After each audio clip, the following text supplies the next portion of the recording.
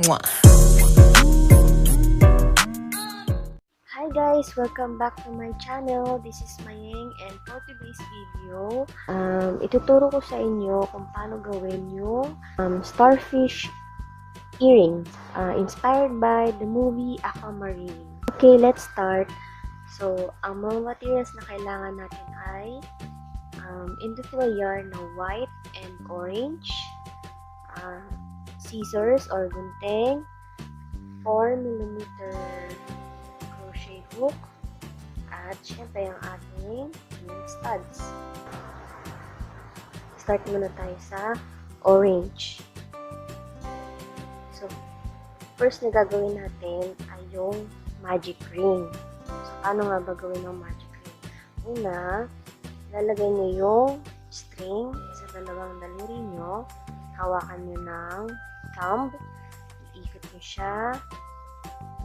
At gawin yung pa-cross dito sa ibabaw. Tapos, hawakan nyo ng pinky yung yarn. Tapos, yung crochet hook, i-insert nyo dun sa unang loop. Then, kukunin nyo yung isang yarn. Pag may loop na kayo sa loob ng hook, yarn over, and pull up a loop. And that's it. Meron ka ng magic ring. Again.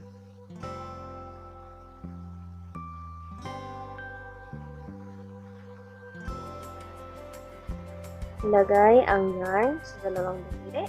Hawakan ng thumb. Ikot. Kumuha ng cross. Hawakan ng pinky. Insert ang hook. Kumuha ng yarn. And yarn over. And pull up a loop. Like that. At meron ka ng magic ring. Ngayon, nakikita niyo na parang nandun siya sa loob ng loop, yung ating tail. Pwede niyo siyang tanggalin. Like that. Now, for row 1, gagawa tayo ng 10 single crochet sa loob ng ating magic ring. 1, 2, 3, 4, 5, 6, 7. Pwede nyo nang i-pull yung string para medyo sumikip siya. Yan. 8, 9, and 10. Now, higpitan na natin.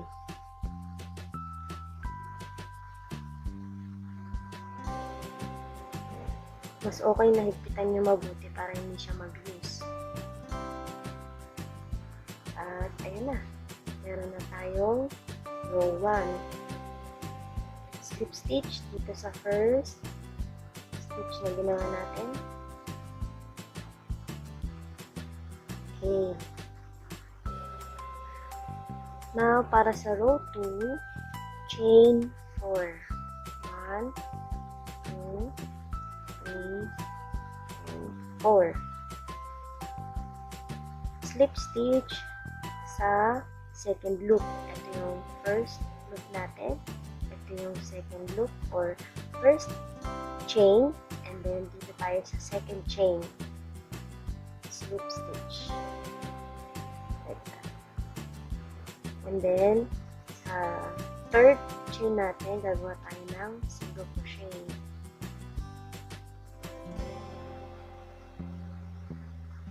At doon naman sa fourth chain, gagawa tayo ng half double crochet.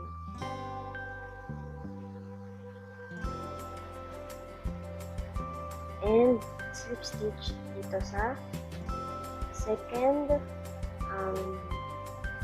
chain or second single crochet dito sa ating first row. Like that. See? Meron na tayong pa-triangle sa ating second row.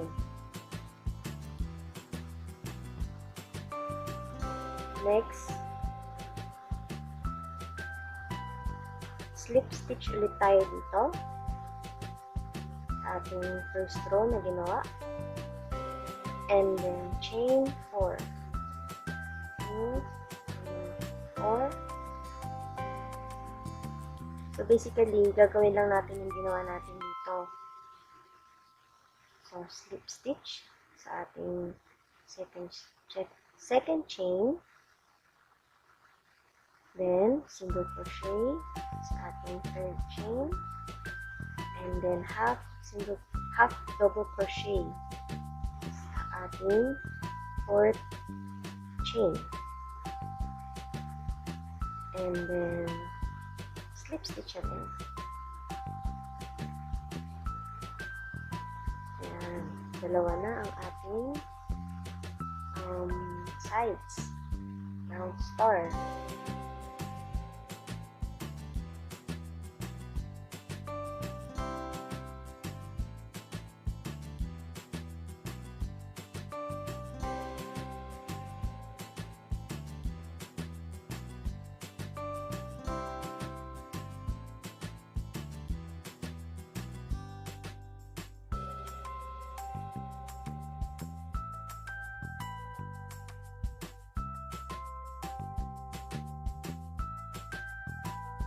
Na lang. Slip stitch. Oops. Chain 4. 1, 2, 3, 4. Slip stitch. Oops. Single crochet. Half double crochet.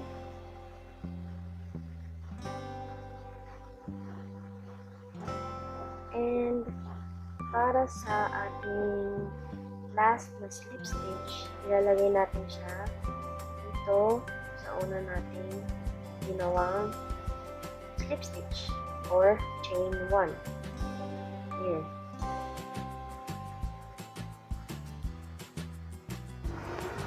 Ayan. And here's our finished product.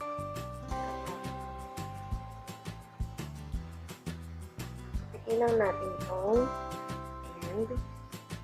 ends. At pwede na natin siyang kahiin. At pwede na rin natin itong gupitin.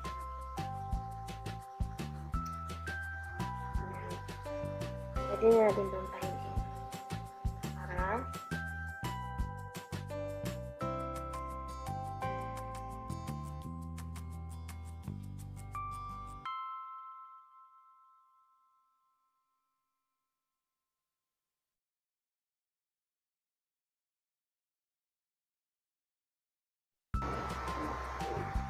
can you see it?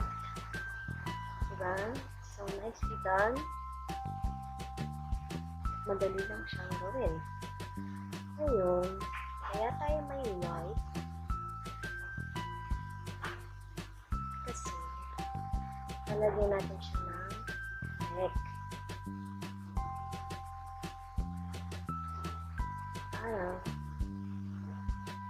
mukha siyang feeling natin more realistic.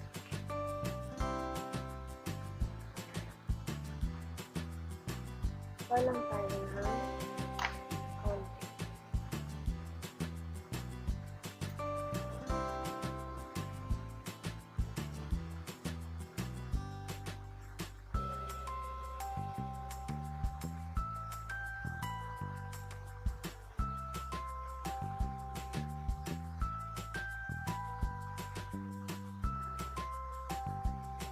Patayin natin siya dito sa gitna. Like that.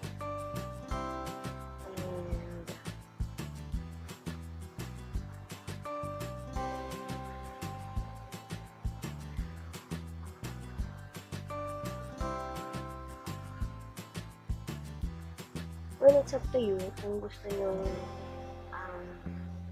lagyan ko ng white. Pero sa akin kasi, para mas maganda siyang tignan at para meron siyang konting design, gusto ko siya na may white.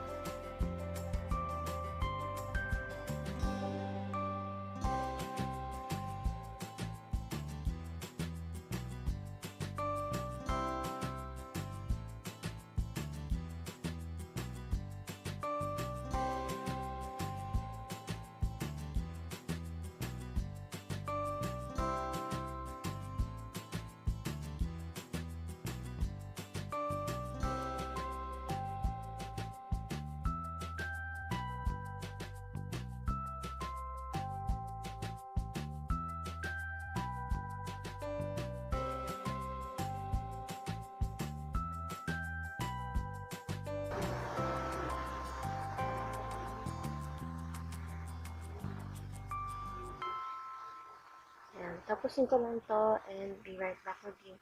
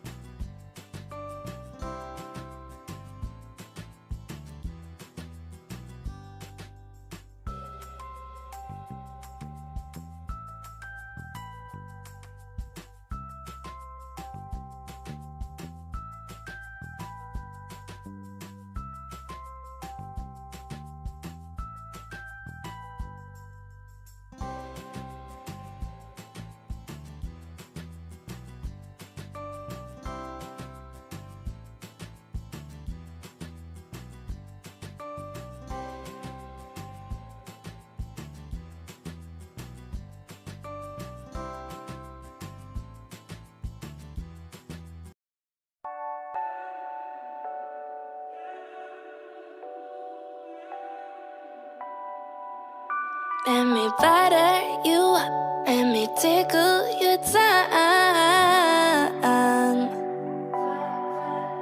Tryna get thick and right, ooh, glide into light. They say it takes time to warm my mind and have me ready for you.